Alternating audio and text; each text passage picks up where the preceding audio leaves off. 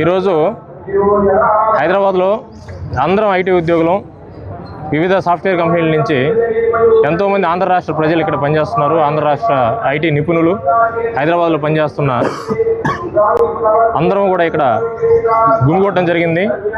అందరికీ కూడా ఒకే విధమైన స్వేచ్ఛ వాయువు ఈరోజు వెంకటేశ్వర స్వామి ఆశీస్సులతో ఈ ఆంధ్ర రాష్ట్రానికి ముఖ్యమంత్రిగా కాబట్టినటువంటి చంద్రబాబు నాయుడు గారు అధికారంలోకి వస్తూ నేను అభివృద్ధి చేస్తా, నిత్యం నేనంటే అభివృద్ధి, నేనంటే విజను అని చెప్పుకొని అధికారంలోకి వచ్చిన చంద్రబాబు నాయుడు గారు ఎక్కడ ఈ అభివృద్ధి గురించి ప్రశ్నిస్తారో, ఎక్కడ ఈ విజన్ అనే దాని గురించి ప్రశ్నిస్తారోనని ఆయన నిత్యం డైవర్షన్ పాలిటిక్స్ ఏదైతే చేస్తున్నారో ఆ డైవర్షన్ పాలిటిక్స్లో భాగంగా లడ్డు వివాదం, కల్తీ వివాదం తెర మీదకి తీసుకురావడం జరిగింది.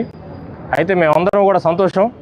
ఆ దేవదేవుడు తన యొక్క ప్రతిష్టని తనే పెంపొందించుకోవడం, అలాగే ఈ కోట్లాది మంది హిందువుల మనోభావాలన్నీ కూడా కించపరిచిన చంద్రబాబు నాయుడు గారికి సిబిఐ రిపోర్టు ద్వారా బుద్ధి కలగజేయటం చాలా సంతృప్తిని అందించింది మాకు.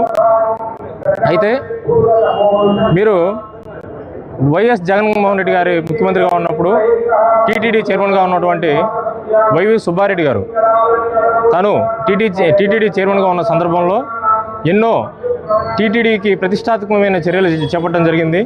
ఎన్నో టీటీడీ అభివృద్ధి కార్యకలాపాలు చేపట్టడం జరిగింది.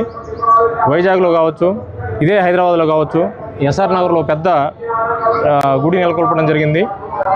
తన ఇంటికి సందర్శిస్తే కూడా నిత్యం పూజలు జరుగుతూ ఉంటాయి. అందరికీ కూడా సంతృప్తి ఏంటంటే వైవి సుబ్బారెడ్డి గారి హయాంలో ఆయన ఆధ్వర్యంలో టీటీడీలో ఎలాంటి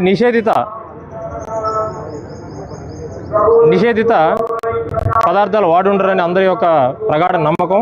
ఆ నమ్మకాన్ని పెంపొందిస్తూ ఈరోజు ఈ రిపోర్ట్ రావటం, మేమందరం ఇక్కడ కలవాలని నిర్ణయించుకోవటం, దానికి ఎర్రగొండపాలెం ఎమ్మెల్యే గారు అయినటువంటి తాటిపత్రి చంద్రశేఖర్ గారు మాకందరికీ సపోర్ట్గా ఇక్కడికి రావటం చాలా సంతోషం. రాబోయే రోజుల్లో కూడా ఈ చంద్రబాబు నాయుడు చేస్తున్న పాపాలన్నింటినీ కూడా ఆ దేవదేవుడు నిరోధించాలని, తనని కట్టడి చేయాలని, తనకు బుద్ధి కల్పించాలని కోరుకుంటూ సెలవు తీసుకుంటున్నాం. Thank you.